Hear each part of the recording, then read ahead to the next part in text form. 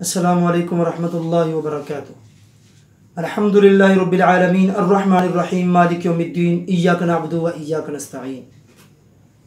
हज़रत सामीन नाज़रीन, अल्लाह के नबी सल्लल्लाहु अलैहि वसल्लम फरमाते हैं अन निकाह मिन सुन्नती, निकाह करना अल्लाह के नबी सल्लल्लाहु अलैहि वसल्लम की सुन्नत है। प्यारे पैगम्बर नबी रहमत सल्लल्लाहु अलैहि वसल्लम ने इस सुन्नत पर ख़ुद भी अमल करके दिखाया और इसका उम्मत को भी हुक्म दिया कि वो भी अपनी ज़िंदगी में निकाह करे। जब मोमन निकाह करता है तो उस मोमन को इस हद तक इजाज़त है कि अल्लाह के नबी सल्लम ने 4 निकाह करने की इजाज़त दी है। जैसा कि नबी रहमत सल्लल्लाहु अलैहि वसल्लम ने 11 निकाह किए, आपकी 11 अज़वाज मुतहरात थीं, लेकिन ये अमल नबी पैगम्बर के लिए सिर्फ़ और सिर्फ ख़ास था। लेकिन उम्मत को अगर हुक्म दिया तो उम्मत को अगर इजाज़त दी तो उम्मत को 4 निकाह करने की इजाज़त दी कि अगर कोई मेरा उम्मती निकाह करना चाहता है, निकाह करने की इस्तिताअत रखता है, हिम्मत और ताकत रखता है, उसके पास वुसअत है, तो वो 4 निकाह यानी एक टाइम पे उसके पास 4 अज़वाज जो हैं वो हो सकती हैं, 4 औरतों से वो निकाह कर सकता है।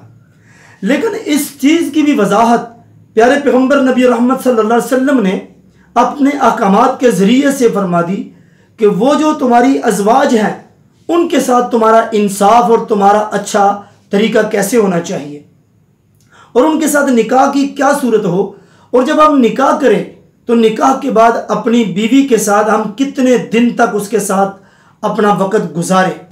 नबी रहमत सल्लल्लाहु अलैहि वसल्लम फरमाते हैं, हज़रत अनस रज़ी अल्लाह ताला अन्हु हदीस के रावी हैं कि जब कोई आदमी निकाह कर रहा है और उसके पास पहले ही शादीशुदा खतून है, जैसा कि अहादीस में आता है ना कि अल्लाह के नबी सल्लम ने हमें हुक्म दिया कि आप निकाह करें, बेवा औरतों के साथ भी निकाह करें, और वो औरतें जो बाकरा हैं मतलब कवारी हैं उन औरतों के साथ भी निकाह करना चाहिए। लेकिन अल्लाह के नबी सल्लम ने कवारी औरत के साथ निकाह करने को ज़्यादा पसंद फरमाया। और इसी तरह से अगर हमारे पास भी यही सूरत हाल है, अगर एक आदमी है उसके पास बीवी है, गोया कि उसने बेवा औरत के साथ निकाह कर लिया, बेवा की मौजूदगी में जब वो दूसरा निकाह कर रहा है और जिससे निकाह कर रहा है वो औरत कंवारी है, उसके लिए अलग हुक्म है।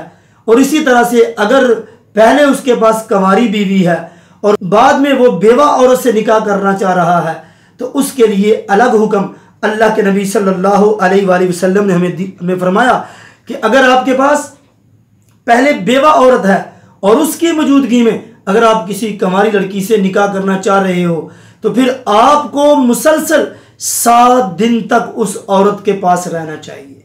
अल्लाह के नबी सल्लम ने देखिए हमारी किस तरह से रहनुमाई फरमाई कि अगर तुम्हारी ज़िंदगी में दूसरी बीवी आ रही है और पहली बीवी बेवा थी जिससे आपने शादी की, अब जिससे आप शादी करना चाह रहे, दूसरा निकाह करना चाह रहे हो, वो लड़की बाकरा है यानी कंवारी है, फिर तुम्हारे लिए उम्मत के लिए ये हुक्म है कि फिर 7 दिन लगातार उसके साथ गुजारे, उस कंवारी लड़की के साथ। फिर उसके बाद अपनी बारी को मुकर्रर करें, बारी को मुकर्रर करें। जैसा कि अल्लाह के नबी सल्लम ने एक दूसरे मुकाम पर अल्लाह के नबी सल्लम का यही तरीका था और यही हुक्म फरमाया है कि अल्लाह के नबी सल्लम क्या करते, अपनी अज़वाज के साथ आपने बारियां मुकर्रर की हुई थी, बारी दिन और रात की, यानी एक दिन एक रात एक बीवी के पास, फिर दूसरी बीवी के पास, फिर तीसरी बीवी के पास।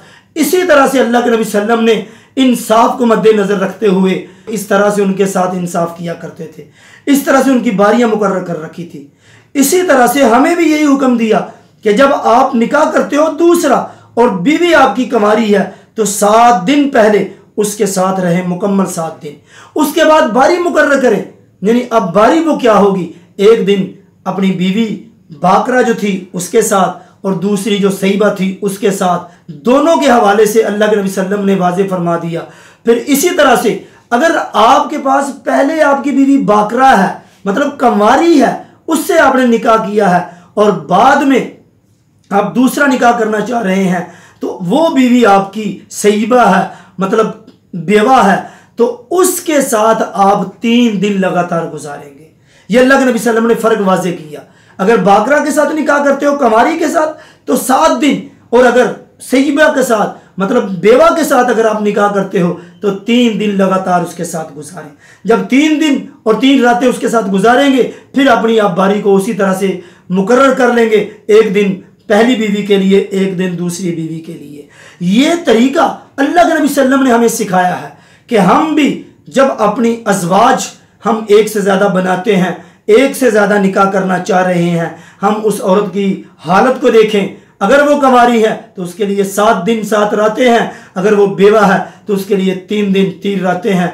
फिर जितनी भी उसकी अज़वाज होती हैं, जैसे इस्लाम के अंदर हमें 4 की इजाज़त है, जितनी भी हो जाए 4 तक, उसके बाद फिर हमें उनकी बारी मुकर्रर कर लेनी चाहिए। फिर 1 दिन 1 रात एक बीवी के पास, फिर 1 दिन 1 रात दूसरी के पास। इस तरह से उनके हुकूक अदा करें, उनके लवाजमात को, उनकी ज़रूरियात को, उनके साथ तमाम मामलात को इस तरह से बसर करें।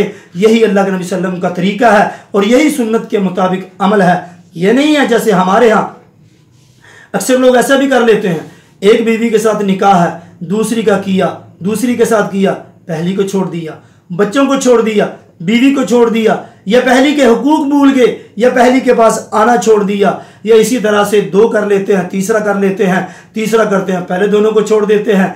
इस तरह से क़यामत वाले दिन हम अल्लाह के सामने जवाबदेह होंगे। हमसे सवाल होगा उन बच्चों की तरफ से भी, उस बीवी की तरफ से भी जिनके हम हकूक अदा नहीं कर रहे। तो इंसाफ और इस्लाम हमें यही तकाजा करता है, हमसे हमें यही दर्स देता है कि अगर आप ज़्यादा निकाह करते हो, सबसे पहले तो आप इंसाफ करें। आपके पास इतनी इस्तिताअत हो, इतनी वुसअत हो कि आप इंसाफ कर सकते हो तो 2 निकाह कर लें, 3 कर लें, 4 कर लें। अगर इसकी इस्तिताअत नहीं है तो फिर आप ना करें। अगर इस्तिताअत है फिर उसका तरीका यही है, कमारी के साथ 7 दिन रहने के बाद फिर पहली बीवी जो है उसके लिए भी बारी मुकर्रर करें। यह नहीं है कि उसको छोड़ दें या उसके हुकूक छोड़ दें, उसकी ज़रूरियात को छोड़ दें, उसके लवाजमात को छोड़ दें। ऐसा करेंगे तो अल्लाह के यहाँ मुजरम ठहरेंगे। तो इसलिए सबसे बेहतर तरीका अल्लाह के नबी का तरीका है, वो यही हमारे लिए सबक है, यही हमारे लिए दर्स है कि हम उसी तरह से उनकी बारियां मुकर्रर करके अपनी ज़िंदगी को अच्छे तरीके से गुजारें और अल्लाह के नबी सल्लल्लाहु अलैहि वसल्लम की सुन्नत को ज़िंदा करें। अल्लाह ताला से दुआ है अल्लाह हम सबको कुरान और सुन्नत के मुताबिक अमल करने की तौफीक इनायत फरमाए। वमा तौफीकी इल्ला बिल्लाह, वस्सलाम।